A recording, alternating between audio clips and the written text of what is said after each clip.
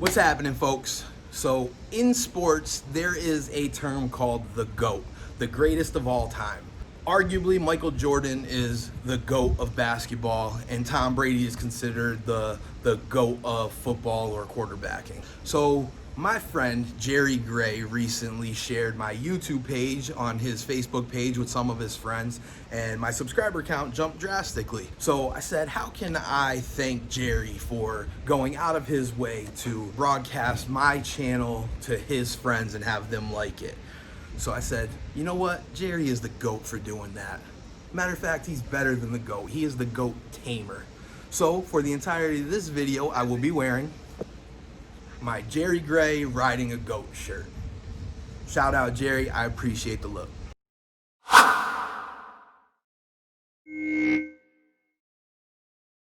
the GOAT, the greatest of all time. The greatest of all time. Yeah, the greatest of all time. So I think today me and Jerry, the GOAT, is going to teach you guys how to teach your dog the place command. First, I guess let's talk about the definition of the place command. So what the place command is I ask my dog to get up on an object and then stay on that object till I either release them or give them another command. Around the house, generally, that's going to be the fluffy dog bed that you have in the living room. You'll see what we're gonna teach on, and what I generally use during the training process is a place board.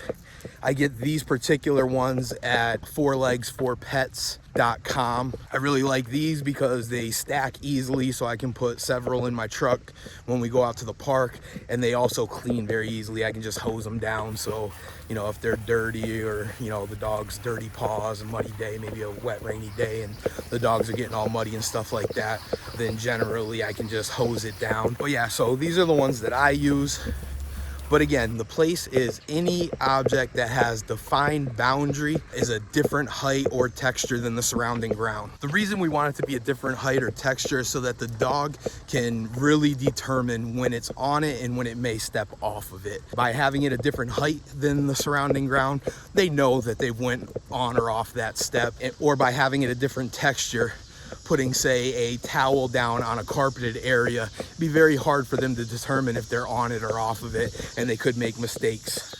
By mistake, Captain Obvious. So what we want to do is, you know, maybe a towel on a hardwood floor or something where they can tell that different textural feel, so they'll know when they are on it and off of it. I'm the GOAT, the greatest of all time. The greatest of all time. Yeah, the greatest of all time.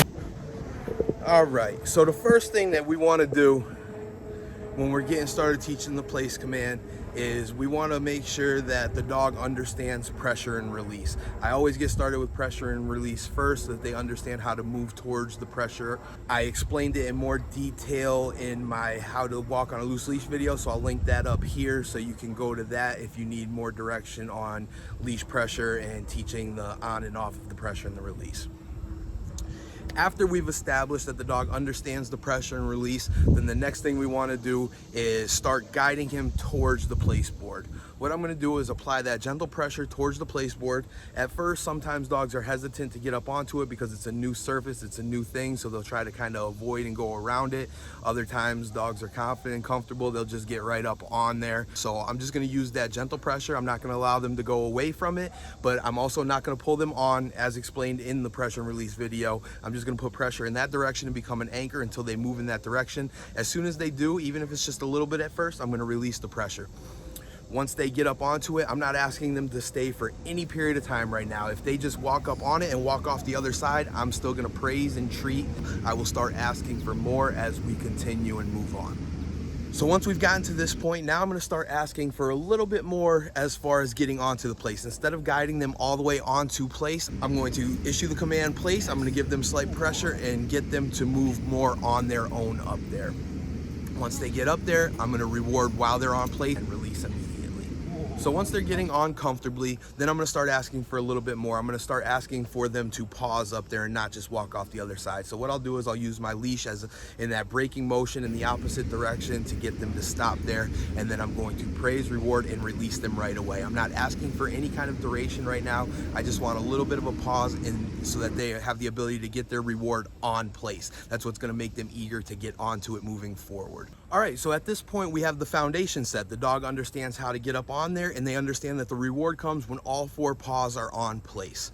So now what I'm gonna do is I'm gonna start working on the 3 Ds, and that's duration, distance, and distraction. To begin duration, the way that I'm gonna reinforce the dog staying there is as he gets up there, I'm not going to release him. I'm gonna ask for him to stay longer.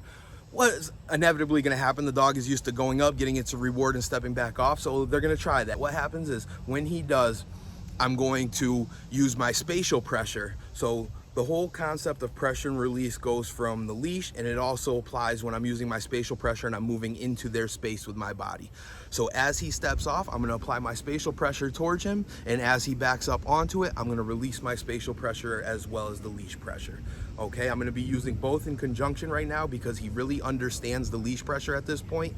So if I apply the leash pressure and my spatial pressure at the same time, and when he backs up, I release both the leash pressure and the spatial pressure, he's gonna start to understand those to mean the same. So later on, when I'm creating further distance or when I'm not using the leash quite as much, he'll understand that spatial pressure.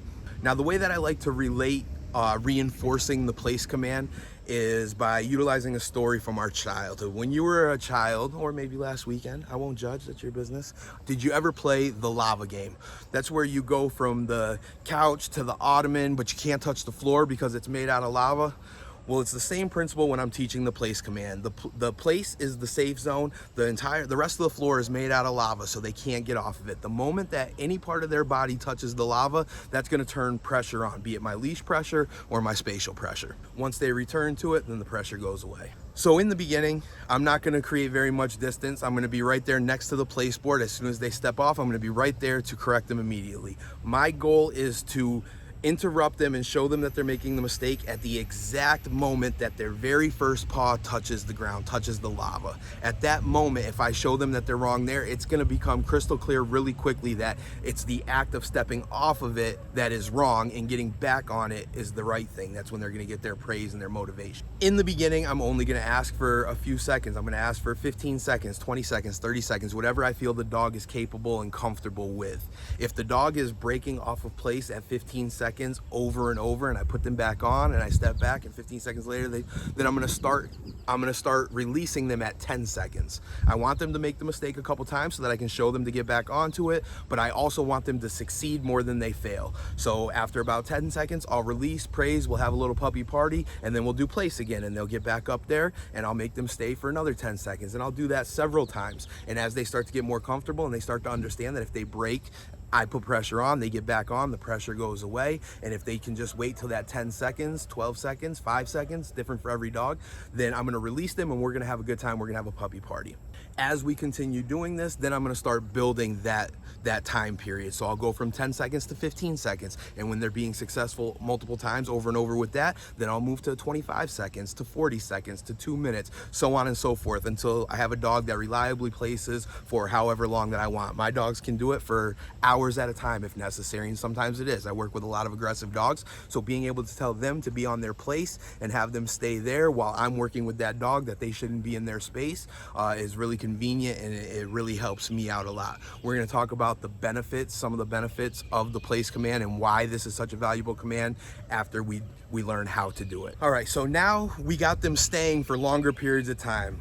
I'm not going for the end goal here. I'm not going for the 45 minutes right now. I'm just going for, 30 seconds to a minute at a time that they can stay there on place reliably and comfortably. After that, I'm gonna start building distance. So I start with duration. We talked about the 3 Ds. I start with duration and then I move on to distance. I need them to be able to stay for a period of time in order for me to move away. So now that we've worked on duration, I'm gonna start working on distance. I'm not going to try to go 15 feet away from the place board the first time. I'm gonna take one step back, and if the dog tries to come off to follow me, then I'm gonna apply my spatial pressure, get them to go back on, release that pressure, and I'm gonna try it again. I'm gonna take one step back, They step off, spatial pressure comes on, they step back on, spatial pressure goes away, and I'm gonna continue to do this until I take one step back, they stay there, and then I'm gonna release them and have a puppy party.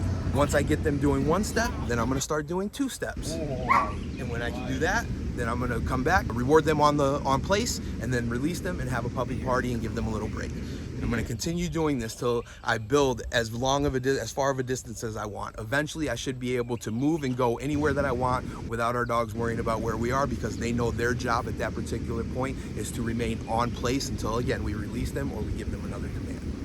Once I have my dog reliably staying on place for as long as I ask them to, and no matter where I go, so now I can create distance, now I'm gonna add in the third D, which is distraction. For that, it depends on the dog. I'm gonna start as easy as possible. You know, don't try to start with your end goal where we have a clown juggling chainsaws around the place board and they remain there. I'm gonna start with as easy as possible. Maybe I'll just have my dog walking around the room. Maybe as they get better at that, I'll start throwing the ball if they're ball driven, ball motivated. Maybe I'll get my dogs playing. Maybe I'll just do something as simple as bending down, because a lot of times that will basically invite the dog to us. So when I bend down, I can correct them back onto it, so they start to see that no matter what goes on around them, no matter what goes on in their area, their job is to remain on place, again, until we release them or give them another command. All right, so once you've been able to master each of these, then you're gonna have a fully reliable dog that can place anywhere. My dogs will do it uptown. They'll do it when the pizza man comes. I must really want pizza. I've talked about pizza a lot in this video. Don't rush each step. Take your time at each step and do as many repetitions as necessary until the dog is doing it reliably and comfortably. A lot of times we try to go too far too fast in the training process. This is a marathon, not a sprint. Let's take your time. Enjoy this. Enjoy walking back and forth over the place board. Do it 50 times, do it 100 times, do it 150 times until the dog is really comfortable there. Get them to pause on it for 2 seconds while you reward them and release them right away. Do it 100 times. It doesn't matter. There's no rush. Move at their pace. If it takes you 3 days of doing level 1 for 10 to 15 minutes a day, then do level 1 for 10 or 15 minutes a day for 3 weeks. Take your time with it. I'm the GOAT, the greatest of all time. The greatest of all time. Yeah, the greatest of all time. The benefits of the place command: being able to confine them to an area, their dog bed or the place board, while I'm doing other things. It can keep them out of our way. So if I'm walking around the house and I have to walk back and forth and they're following me around, and every time I turn around, my dog's right there, I can tell them to place on their bed, and then I'm able to move freely while I'm going back and forth, and they don't necessarily have to follow me, not knowing that I'm not settling somewhere. Another thing that it's useful for is when somebody comes to my door. So if the pizza man comes to my door, and if you're familiar with me, you know I have a German Shepherd, a Rottweiler, and an Akita. So if I have all of them there, then right at the door, then it can scare them, make them uncomfortable. Not everybody loves dogs like we do, so it can make them uncomfortable. So my doorbell rings, my dogs go to the door barking. I don't mind that. I like people to know that they're in there, but then I turn and I tell them to go to place, and they go get onto their dog beds. Now, when I open up the door for the pizza guy, they're not right there overwhelming them. We can make our transaction. It allows for a more comfortable transaction. I also don't have to worry about my dogs pushing out of the door, possibly going out into the neighborhood or whatever the case may be.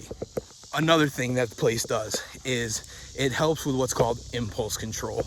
Even though my dog would much rather be following me around, be directly by my side wherever I go, by him having to maintain that place command, he has to mentally process this information. So I'm mentally stimulating him while teaching him that he can't give in to every impulse that he wants.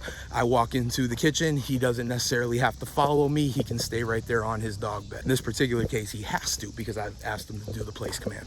Another thing it is good for is if your dog suffers from separation anxiety, and this is particularly pertinent in these particular times. With COVID and the quarantine and all that stuff that's been going on, our dogs have been spending a ton of time directly by our side. That's what dogs are programmed to do. Dogs are pack animals. It's in their genetics, it's in their DNA to be right there with the pack. So as we spend all this time at home, it's natural for them to be right there by our side, following us to the bathroom, giving us no space and no privacy whatsoever. It is unnatural for a dog, in their eyes, for us to be gone for extended periods of time like we do when we go to work and when we're off, you know, going out for the weekend or whatever it may be. So especially during these times, if we spend a ton of time right there with our dogs doing what is natural to them and reinforcing that not only is it natural, but it is going to occur that way. Now when we start to have to go back to work and go back to school and start taking more time doing stuff, then what happens is our dogs get confused and they start to show some of that separation anxiety. Where did they go? Why are they gone for so long? So on and so forth. So a good way to help your dog with that is by teaching them this place command and having them maintain the place command while you're moving around, so that they are not glued to your side at 24 hours a day, so that they are getting or having to practice some independence and having to cope with being alone in the other room while you're in the kitchen. I'm the GOAT, the greatest of all time. The greatest of all time. Yeah, the greatest of all time. I had fun with it, so anyone who gets me 20 subscribers moving forward, I'll shout them out in a video in hopefully a fun and entertaining way. If you refer someone and they subscribe and leave a comment on any video telling me who brought them there, i.e. Jerry Gray, the goat tamer, brought me here, I'll make sure you get noticed for your effort and we'll have some fun with it. I also want to give a quick shout out to Sarah Leashburn Whiteside for recommending that I do this video. She's working on place with her dog, so she wanted to see how I go about doing it, to see if there's anything I do that can help her. So again, shout out to Sarah. She loves training through teamwork. If you've made it this far, thank you for watching the video. I hope you got some value from it. If you did, please hit the thumbs up and subscribe if you haven't already. If you didn't like this video, please subscribe and share it with your friends so y'all can pick on me. And again, thank you Jerry Gray and Leashburn Whiteside and my other 96 subscribers, and I'll see you in the next one.